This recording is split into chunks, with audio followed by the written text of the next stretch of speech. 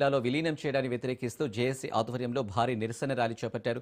ఈ భారీ ర్యాలీకి స్థానిక నేతలు, అధికారులు, విద్యార్థులు, స్థానికులు మద్దతు తెలిపి ర్యాలీలో పాల్గొన్నారు. రాపూరు మండలాన్ని తిరుపతి జిల్లాలో కలపడం వల్ల త్రాగునీటి, సాగునీటి, రెవెన్యూ సమస్యలు తీవ్రమవుతాయని, రవాణా సౌకర్యాల పరంగా కూడా ప్రజలు అనేక ఇబ్బందులు ఎదుర్కోవాల్సి వస్తుందని జిల్లా కేంద్ర సహకార బ్యాంక్ చైర్మన్ ధనుంజయ రెడ్డి అన్నారు.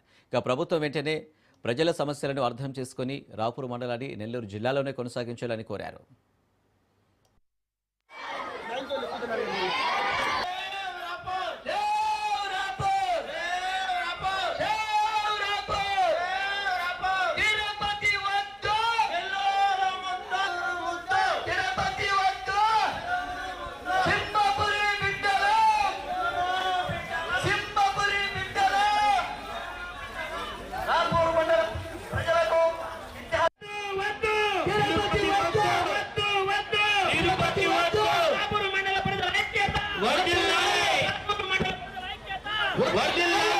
సింహపూరి బిడ్డలం సింహపూరి బిడ్డలం సింహపూరి బిడ్డలం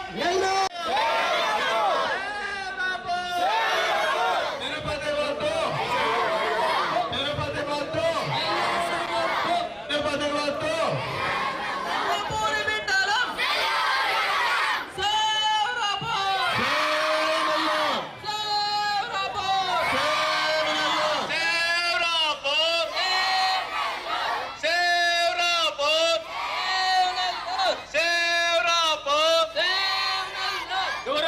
తిరుపతి వద్దు దగ్గరకున్న నెల్లూరు కావాలి. మొట్టమొదటిగా వారికి నేను సంఘీభావం తెలియజేస్తున్నాను. ఈ రాపూరు మండలానికి ఒక విశిష్టమైన ప్రత్యేకత ఉంది. మొట్టమొదటి నుంచి రాజోగురు ప్రాంతం ఇది. అదేవిధంగా ఒక నియోజకవర్గమైన కోటమైనటువంటి రాపూరు మండలం ఎప్పటి నుంచో ఇది నెల్లూరు జిల్లాలో ఒక అంతర్భాగమైనటువంటి భాగం ఇది.